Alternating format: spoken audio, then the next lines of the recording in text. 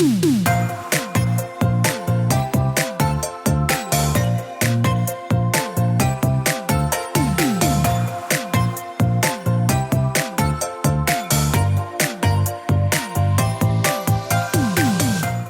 to the Plant-Based Podcast. Did you know that plants are truly amazing?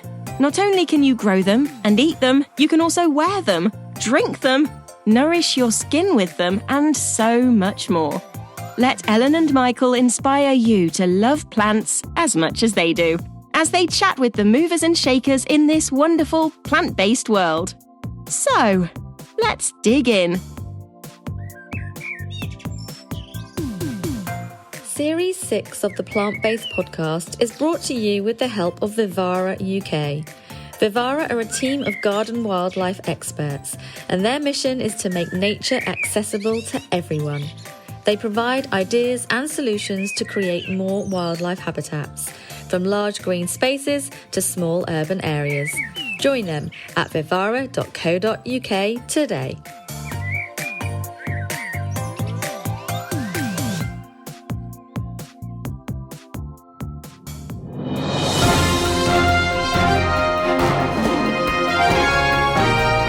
Welcome to the Plant-Based Podcast News. Your horticultural news roundup for the week.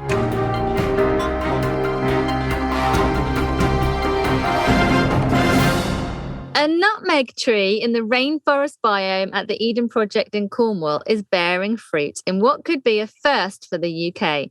Standing at around 24 foot tall, the tree was planted in 2001 and has now produced fruit for the first time. In the wild, the trees can live to 100 years old and yield an average 2,000 to 3,000 nutmegs per season. The team are now collecting fruits falling from the Eden nutmeg to see if they can grow more trees. Highlines are no longer limited to just New York. Both Camden in London and Manchester have plans for converting old spaces into vibrant ecosystems for urban dwellers to enjoy. Manchester has plans to turn its Grade 2 listed viaduct into a 1.8 million elevated green oasis, and Camden has plans to build a new park along a disused viaduct to connect people with plants.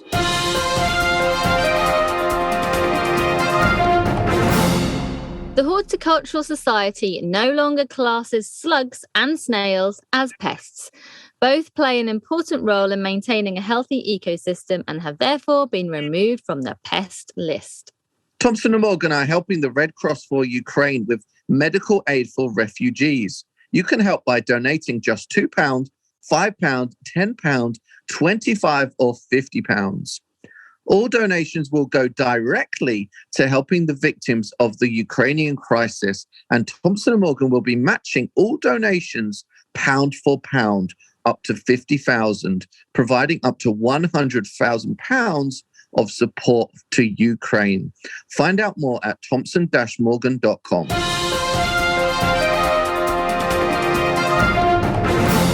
Finally, for the news this week, the RHS has appointed a new Director General.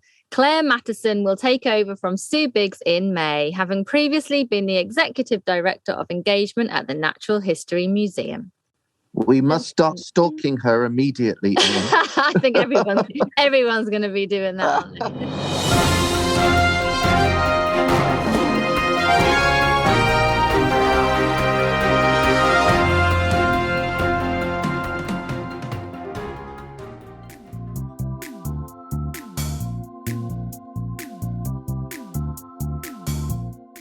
I'm under a blanket in my hotel in order to give you better sound for this week's podcast. I want to see your face for the gossip, though. Hang on. I'm still under the blanket a little bit, so hold on. Where are you? Here I am. This is my little mobile phone office. Here I am. Hello, Ellen. Hello, Michael. I can't see you. It's because I'm under a black blanket. Hello. Right, let's just put this again into perspective for our listeners. God. Why? Michael, you always take the mick out of me just because you're always in the cupboard. Michael, and I'm always somewhere exotic. Michael is laying down. What? You're always laying down when we record the gossip, or at least 50% of the time. I'm in the Kip Hotel in London. Did we stay here once? I was trying to think. Yeah, we did. Yeah, Did you like it? Yeah, it was really cool. And I can also remember, was it the time I did have a window or didn't? Because I didn't have a window, and you said to me, I was really worried because you'd booked it and you said that you wouldn't have a window. Some people don't like not having a window.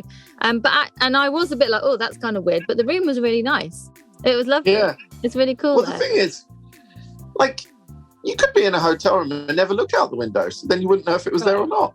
Yeah, and also usually I always think at night time, like usually you're in the hotel room at night, so you have the curtains or blind closed anyway. So you don't really look out. To be honest, at the Kip Hotel, it's right by the railway track in Hackney. So when I've had a room by the railway, it's sometimes been a bit noisy from like 5 a.m. onwards. So like here with no window, it's a lot quieter, and like you kind of like, you might be thinking, oh, window, what about like fire risk or something like that? But like, how often can you get out the window anyway? Do you know what I mean? They're so often just locked, aren't they? In a hotel. I know. You can't open them.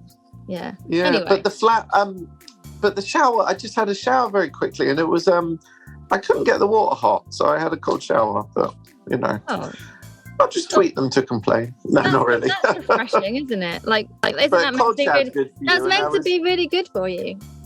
Oh, definitely. And as I was having it, I was thinking, well, there's a lot of people who might not be able to have a shower at any temperature. So I was kind of like, I'm absolutely okay. So yeah, there's definitely certain things going on that put things in perspective. I know. That is for sure. Definitely.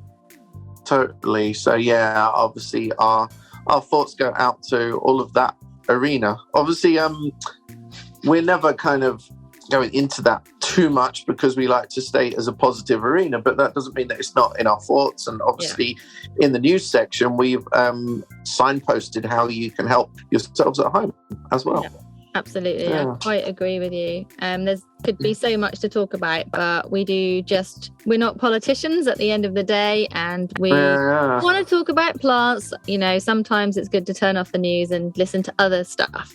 So yeah, let's talk about plants for a start. First of all, you are in the Kip Hotel for a reason, aren't you? Like, where are you going tomorrow? Well, let me set the scene of the Kip Hotel first. Okay. It's like a travel lodge, but in monochrome. Yeah. Because it's not glamorous, but it redeems itself by being monochrome, I think, sometimes. So, okay. But no, because it's Garden Press event tomorrow, which is the main horticultural media day. The creme de la creme will be there, you know. The people that couldn't get in, you know, they're spitting feathers right now. So yeah, so I'll be there swaggering around. No, I won't swagger around, but it's always so horrible because I don't know, I love it, but I also hate it. But when you walk around and you kind of see people you know and you can't then ever have much of a conversation with them because you're then walking past or you're with someone else and you just kind of, I don't know, you just end up feeling like rude half the day because you can't talk to the people that you want to sometimes. So it's kind of like, oh no.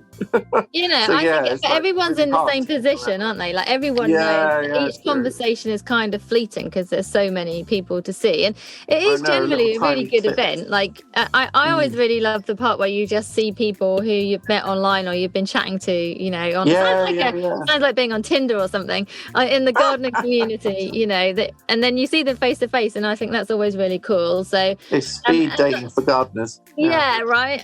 But then also, you know, meeting with the brands and seeing what's coming up in horticulture for the year. It's a good event, and it's you know, it hasn't been on because of the pandemic, so I think it's really exciting for everyone to go. Oh, totally. I hope you all have a really nice time. Like, this is the first year I won't have been for quite a few years now, so I'm relying on you, Michael, for the gossip. Oh, melon. Okay, I will do. I messaged the producer at Steps Pack Lunch earlier, and they might feature some of the new products, like a few garden gadgets, kind of stuff like that. So that would be pretty cool. So I'm going to be sniffing around the new product stands. Obviously, by the time this podcast is out, we will have seen stuff. So I will make a special effort to put stuff up on the Plant-Based Podcast social medias. Yeah, and hopefully see some cool new stuff. And I'll be asking lots of questions. I must be so annoying when I'm at that sort of thing, because sometimes, because I've been in the industry for a while, sometimes I know too much. Right. I like there's suppliers there and they're kind of like doing this and that. And then I'm like, well, yeah, but what about this? And they're probably like, oh, Michael, just shut up. So, yeah. But it's fun. It's really fun. Hey, I've been seeing loads of primroses recently. They're different trials. And I'm going to see some pansies on Friday. Some of your photographs of those primroses look absolutely amazing. Oh, my really, God. Really lovely. And there's, I WhatsApped you some that I can't show publicly, didn't I, as well? Yeah. Oh, aren't I lucky?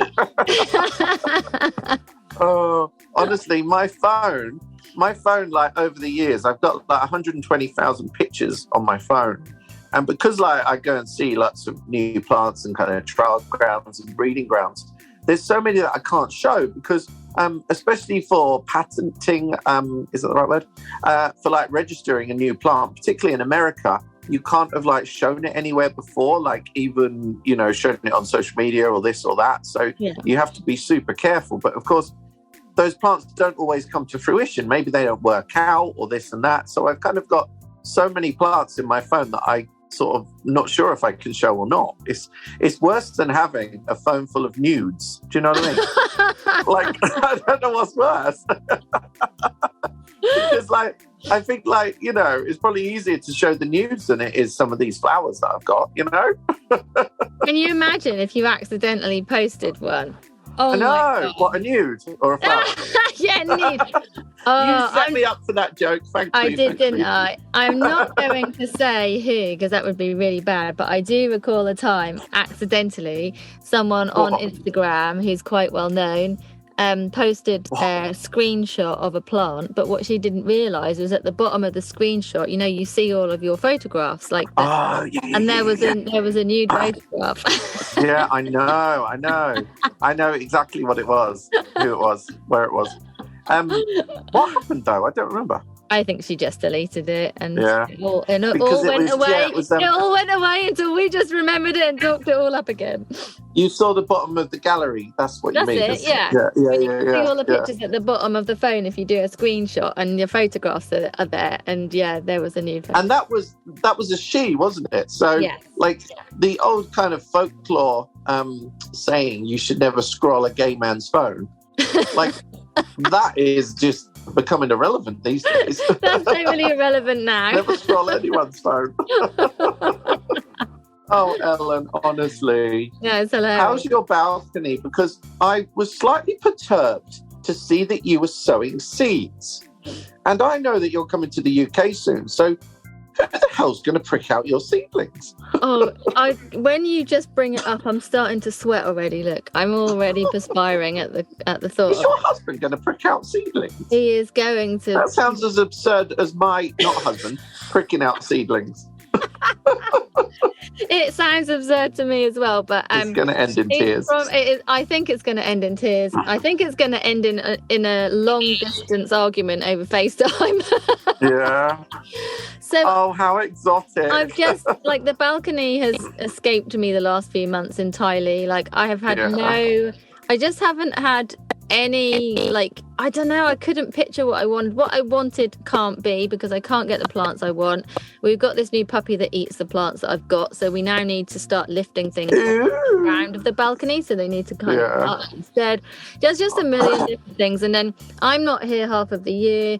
My husband remembers to water them sometimes, but not always, and then when he's not there, he comes back to the UK, we have to find someone to water them, and da-da-da. So, anyway, in the end, a few weeks ago, I decided, I'm just going to get on with it. And I've got lots of new plants and I'm looking for a few new trees, but also I really wanted to sow some seeds for pollinators. So I got really excited, got the seeds, started sowing them. And it wasn't really till I was halfway through that I was then like, I'm actually leaving in 2 weeks. So I had a chat with my husband. Why didn't you just direct sow? Well, first of all, I didn't have the space to do it. Like I wanted to put them in baskets that actually should have arrived today. And I wanted to get I've got such a busy schedule between now and when I get back that I wanted to do it on a day that I had free to do it. Just a million different reasons anyway. It's really hard to try and logistically work out having an allotment at home and then the balcony here. Do you know what I mean? And houseplants in both places and a husband that doesn't really get involved. But he has promised me he's going to learn and he's going Yeah. to do it. So maybe, if nothing else, it's a bit of an experiment to see if he would like to get that's his cute. green fingers going. Oh my God. But it's cool to embrace it because, I don't know, I remember, I think we talked about before, when we were, when my partner was in New York and I was then there like part of the time, we never ever had any houseplants. And I look back and I'm like, oh, why didn't we? Because when he was then in China and I was then back and forth, I brought in lots of houseplants, but yeah, I don't know. Well, I think it is. Yeah. But I didn't bring in seedlings. No, it does. It feels different. A, if you're renting, and B, if you're traveling. Like it is more complicated. So I think it's very easy to say, well, I won't do either. I won't get houseplants, or I won't do balcony plants. I could do that. Only I can't do that. Do you know? I just can't do it because No, I know what you mean. Do it and now, I couldn't. By the time we got to China, I was like, I have to have the plants here. You have to do it, and I think you do have to accept that some will die, some won't make it. And maybe when I come back here in the summer, it won't look how I have envisioned. It, because but at least it's something, But it's something, and something's better than nothing. And, you know, like you have to view it in just a different way. And you have to view it as kind of short term. You have to assume it's short term, really. You do. It's so funny. I was thinking about like sowing the seeds, because at the end of the day, I hope that they germinate, and I hope my husband does prick them out, and I hope they do grow on to be lovely flowers. But if they don't, I had a couple of hours of seed sowing and I really enjoyed it. I really enjoyed it at the end of the day. Well, not everything needs to come to something, really. And it's funny, I did like an Instagram Live, a houseplant tour the other night, and I somehow got into the conversation of kind of like throwaway houseplants. And it's funny because people are very emotional about it, because I think I was showing like the primroses that I was growing indoors and kind of talking about the concept of, you know, they're going to flower for 4 or 5 weeks. Like, what bunch of flowers will flower for 4 or 5 weeks when a primrose costs the same price, if not less, you know, and you can then plant it outside afterwards. And I think we've always got this kind of thing where we're desperately trying to keep plants alive, but sometimes it's just not sustainable and you need to move on, or, you know, give the plant away, or kind of plant it outdoors or something. I don't know. We're so emotionally attached to plants. Like the minute a plant has roots on, we suddenly feel so different, because we don't feel the same about cut flowers, do we? You know? No, I think, it's true. Weird. The minute it's got roots, we're like, oh my God. Yeah, it's like that sort of connection, isn't it? Connecting something, and I don't know. It's tricky. I always try and have a balance. There's certainly plants that I definitely don't want to lose. Like, I'd be really upset if I did. But then there's ones that are likely to, you know, and you just have to let it go. You know. I know probably. I don't know, will I get a hate mail? But I'm really happy to throw a houseplant away. Do you know what I mean? You're happy? Maybe. You what? You're happy about throwing it away? Yeah, of course. Why happy? Well, you might say on one hand, that's kind of not really good, not really sustainable. But then is trying to keep it alive sustainable? Do you know what I mean? Like, Oh, I'm totally like... And you can always compost it anyway. I will try. I will try to keep something alive, but I'll try. But I'm not going to wet my knickers about it. You know. No, after a while, it's time to move on for sure. Like you said, you can compost it. It's not. Exactly, and that is goodness itself. Do you know what though? I've never had, like, since I've been in this house in Suffolk, I never really had many pest problems. That's good. But I've noticed one thing this morning, and. I'm not really good on pests. So I'm not sure what it is, but I only looked very quickly as I was putting my underwear on. My Radomachira, you know, this China doll plant? Yes, I do know. Yeah. And some plants are particularly prone to stuff. Is that a bit prone? Yeah. But you used to have a lovely one of those. So I had a beautiful one in the UK, and I'd had it for quite a few years, and it had grown quite big, and then it got infested with mealybug. So I think that's what it is. Yeah, like white cotton wool. Yeah, and it all goes a bit sicky looking. If you've got quite a big mealybug infestation, personally, I would throw it away, because mealybugs, it's going out the window. They can take over your other plants with ease. And I'm not having it. I'm not sitting around with that there. They're a nightmare. And it's inches from my pillow as well. I'm not having it. Not having it. No, I'm going to go back to Suffolk now. Get rid of it. Like, I think that there's many that you can control, quite easily. Yeah. And actually, sometimes when the weather is nice, if I have any bugs on any of my houseplants, I put them outside. And really, only in a day or two, you'll find that they do all disappear, anyway. But if it's cold and you can't do that, or it's a plant that you definitely can't put outside, then, there's other means, of course, to clear the bugs off. But mealybugs are my absolute nightmare when it comes to plants. So it did ravish my China doll plant. But I've got another little one here in America, and mealybugs are way worse here than in the UK. Oh, really? They'll get it soon then. Yeah. They'll come for you. Yeah, they're coming. Yeah. But Ellen, the other thing that is quite funny, and I put it out on my Instagram live again, people are so hard on themselves when it comes to houseplants.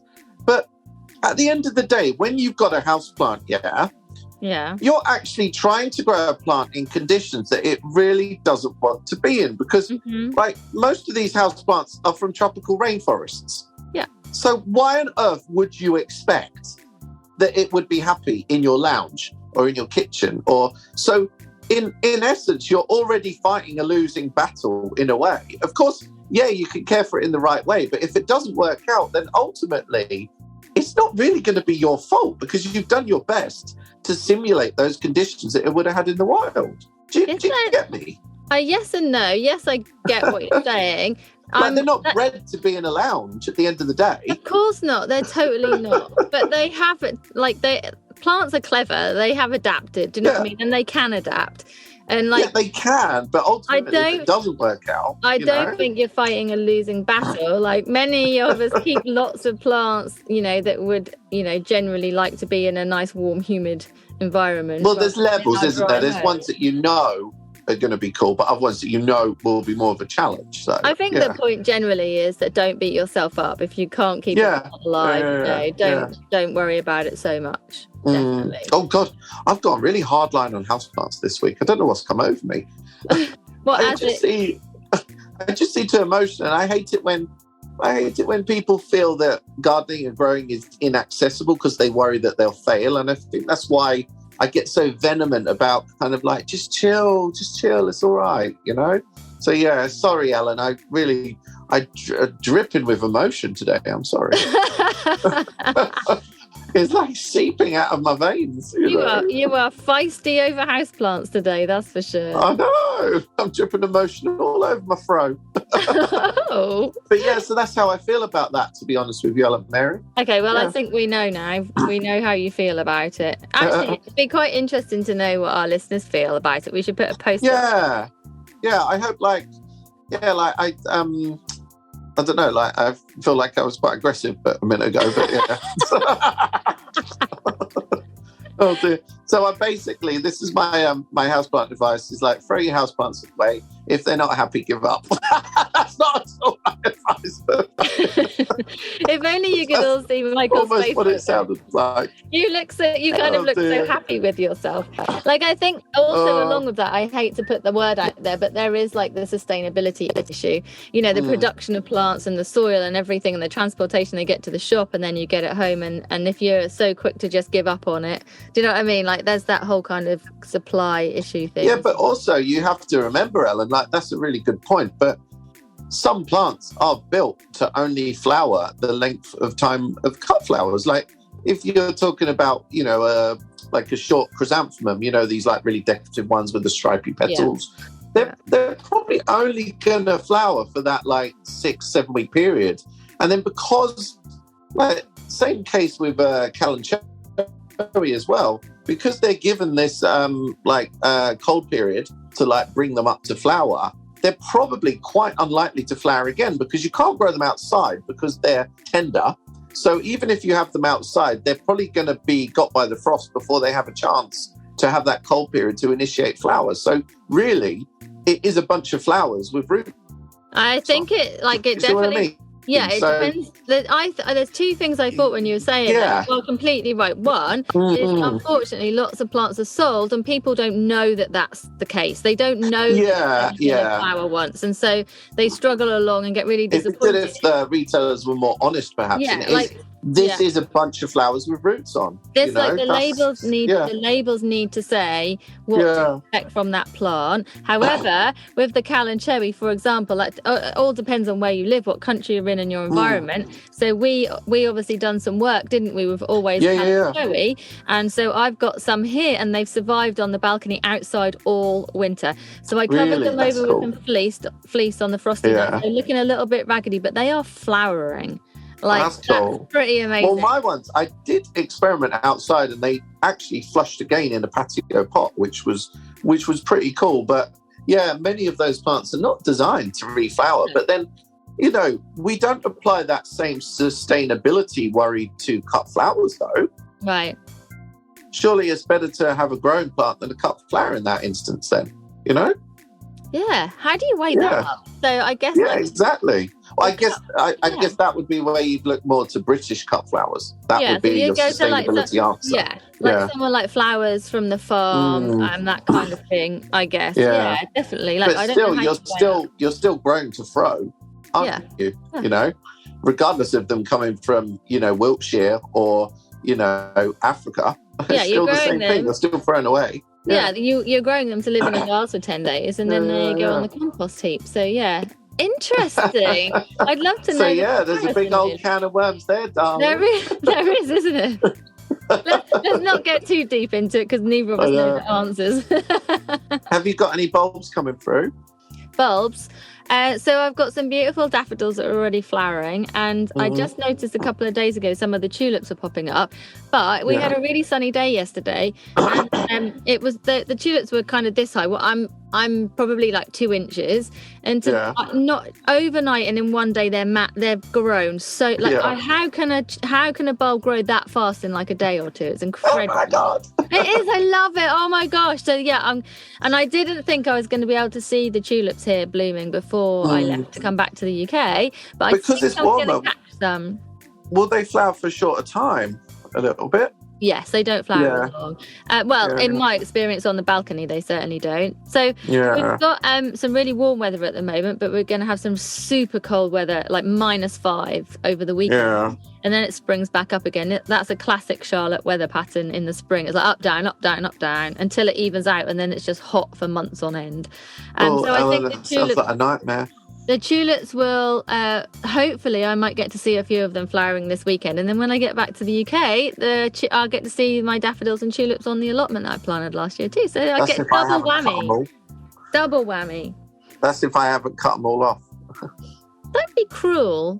I'm going to go to your allotment and sell all the flowers as a special bunch. Oh dear, Ellen, what are you like? Mean. That's really Will your peonies flower?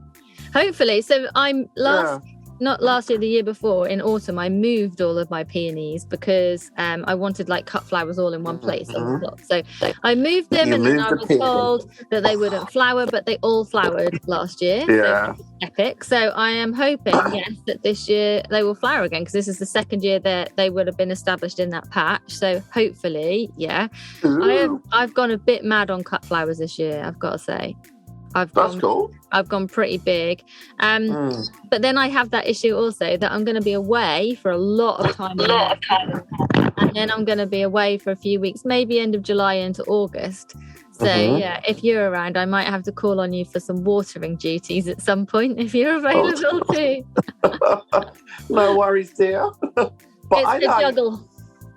I love just cutting anything as a cut flower. When my sarcococca first come into bloom, I cut it, put it in a little jar, and I put it in the toilet as a national air freshener. A natural air freshener. I was going to say, I bet that smelled amazing. Yeah, it was really cool. So I love kind of looking around the garden and thinking what different things I might cut here and there. And also like foliage.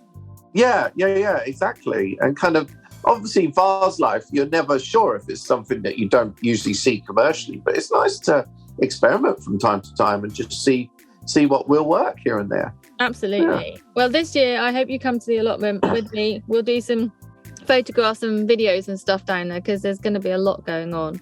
I just can't. Your way of asking me to help, isn't it? I cannot get my hands. I just can't wait to get my hands dirty. I can't. I'm literally gagging. Oh my God. Get your hands dirty there, darling. Well, yeah, in pots, that's all really. Yeah, it's not quite the same, I guess. So, yeah. Anyway. That's nice. Well, what you did with the rest of your day, Ellen Mary? Well, the rest of my day is just a few hours. I've got another call in a couple of hours. So I think I can probably tell everyone now. Yeah. What? So I've got a course, an online course being released soon. So that's what the call is about this afternoon. Oh my gosh. There's like tell us more. It's a store, and then you can go to the store, and the course is all like plants and nature for well-being. So if anyone has seen my talk about plants and nature for well-being, it's sort of along those lines. This first one isn't a practical course. It's kind of about getting you to think about our connection with the planet. And then coming up next, there's a gardening for beginners course, which is a practical course. And then there is also a houseplant course as well. So that's all going live any day now, which is really cool. It's a course with videos or what? It's video. It's all video, yeah. And then there's obviously notes and from some free like downloads and stuff. But it's really cool. And then, so that's the first one. And then gardening for beginners and then houseplants. So you filmed the videos? Yeah. Oh, that's really cool. Oh my god. I'll have to will you give me a discount code? Oh, that's really cool. When is the book out, by the way? My book, which is How to Grow a Garden, will be released in July this year. Oh, so when do you haven't shown the cover, have you? Not yet. No. Because showing a cover is the big thing when it comes to book launches these days, isn't it? Am I right with that? Well, yeah. So basically, generally, so the book's now been printed. Like it's been printed. I haven't seen a copy of it yet. But generally, publishers like to coordinate like their first marketing effort. So they really like to do it all in one go, and they like it to be closer to the date of publish. Because that kind of generates hopefully a lot of interest in one go.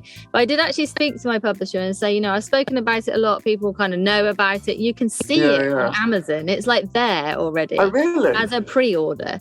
So I'm like, I did say I'd like to post about it, and they did agree I could just sort of as a soft kind of like this book is coming out, and then the bigger launch would be in the summer.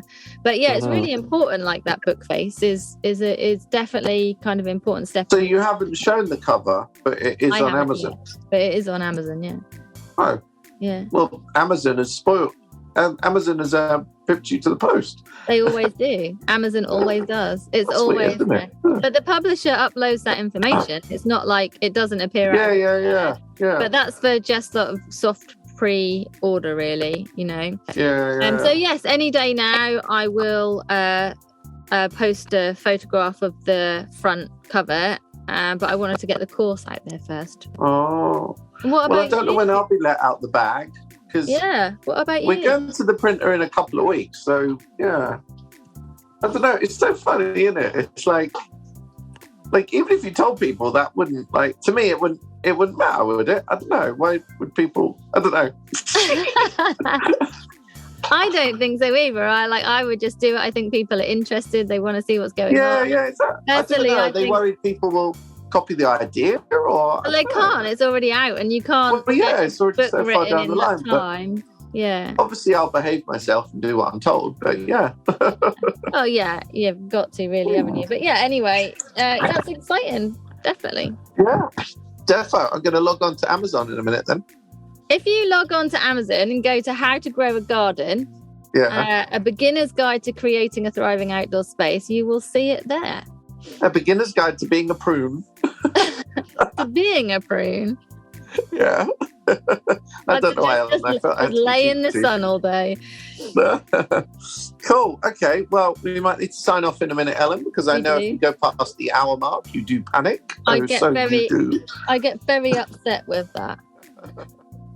Cool. Well, then, good night. It's been lovely chatting to you, and I hope everyone who's going has a wonderful time at Garden Press event as well. Yes. Good night. See ya. Bye. Series 6 of the Plant-Based Podcast was brought to you with the help of Vivara UK. Vivara are a team of garden wildlife experts, and their mission is to make nature accessible to absolutely everyone. They provide plenty of ideas and solutions which can help you to create more wildlife habitats, and that's in large green spaces or even small urban areas. Why not go and join them at vivara.co.uk?